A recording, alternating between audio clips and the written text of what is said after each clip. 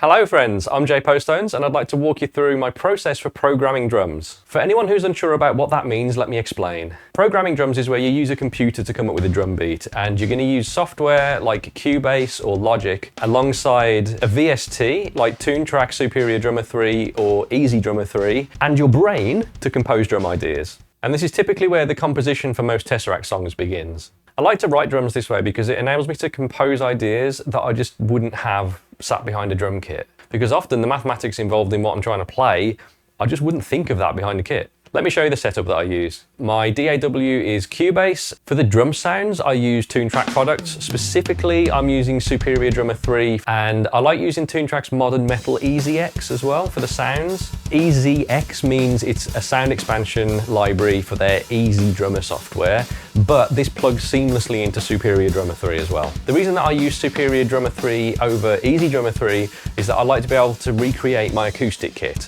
And in Superior Drummer 3, I can do this by adding instruments to one of their existing kits or by starting from scratch with a fresh template. Easy 3 is also amazing though, with some amazing sounds, presets and kit configurations right out of the box. I'm running on a Windows PC, but this all works on Mac as well. And this is how I program drums. I start by opening up a new project in Cubase and adding a tempo track and a signature track. This enables me to quickly change the speed or the time signature. Then I create a channel for Superior Drummer 3 and I load up my kit. If you're working with Superior Drummer or Easy Drummer for the first time, I highly recommend playing around with the different drum sounds. The Bright Room kit that comes with Easy Drummer 3 sounds amazing. I love using that one. And there's a prog drum kit setting in there, one of the presets, that was actually mixed and set up by Akel Caney, the TesseracT founder. With a little tinkering, you'll be able to set up a drum kit that sounds absolutely amazing to your ears. For a great starting point, check out the presets.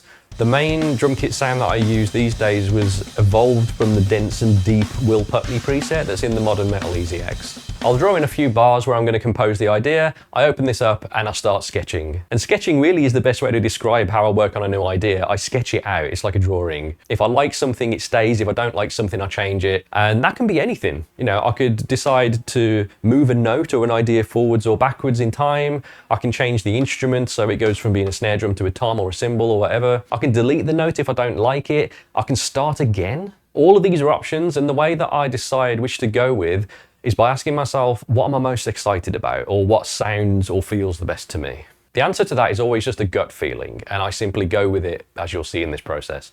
Typically, I'll start out with the kick drum. This is going to be the driving force behind the groove. I'll get a kick drum pattern down that I like, and then I'll add the snare drum in. And to begin with, the snare is going to be placed in the middle of the bar on the 3, or I'm going to put it on the 2 and 4. So 1, 2, 3, 4, or 1, 2, 3, 4. It's going to be in one of those two places. Later on, I might explore putting the snare in an odd timed place, but for now, I'm going to keep the beat neat. Next, I go through and I fill all of the 16th note gaps with ghost notes.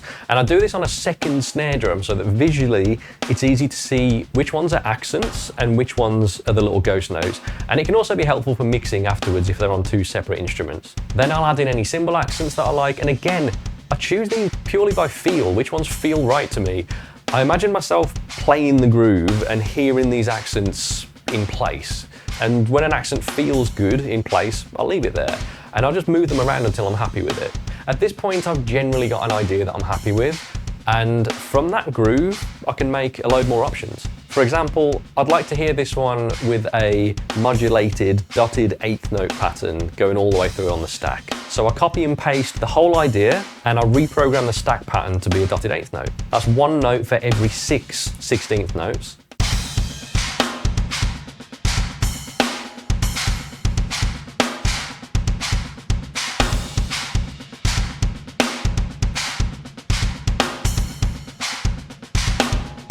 And doing this also gives me another idea. What if I modulate the whole groove?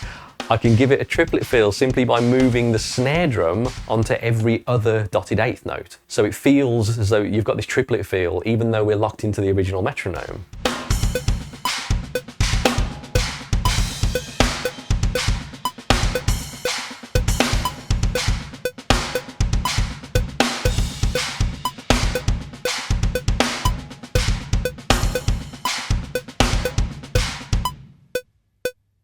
The metronome's still keeping the count at the original tempo, but if you listen to the groove in isolation, it feels like it's a completely different tempo and feel.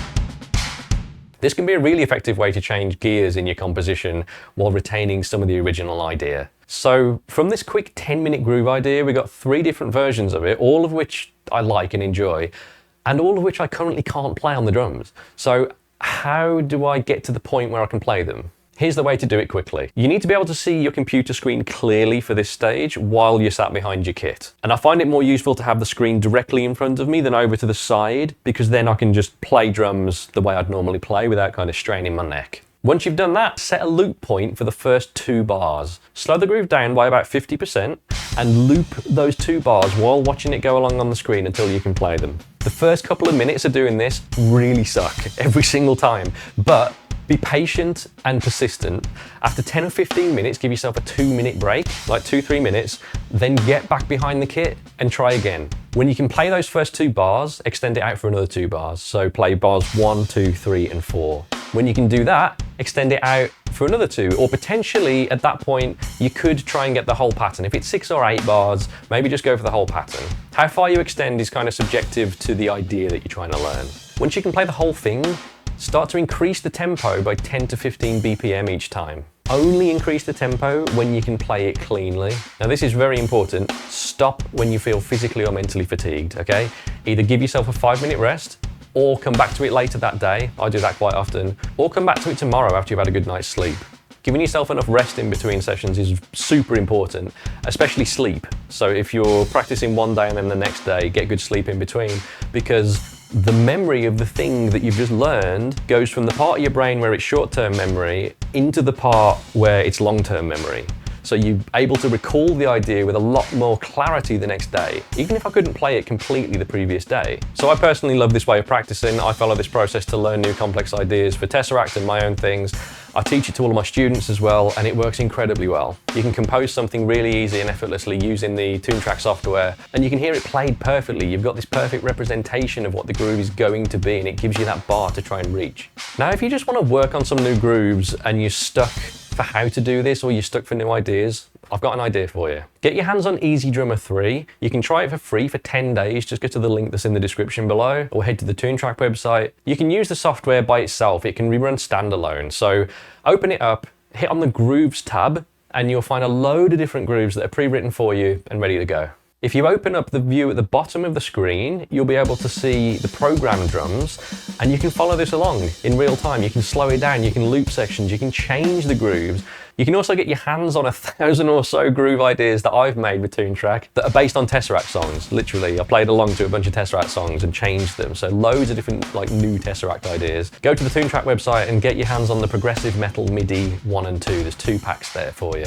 So why not give this a try? If you're feeling stuck or plateaued in your drumming, this could be a really great way to expand your vocabulary and inspire new ideas and get you off that plateau. But I hope this short video has given you some ideas about how maybe you can work more creatively and efficiently, how you can come up with new grooves and learn them quickly too, and some of the tools that you want to consider using for the job. If you end up using this method to compose and learn something new, I'd love to hear it. Publish the video on Instagram and tag TesseracT and Postones to be in for a chance for me to repost your video to my audience.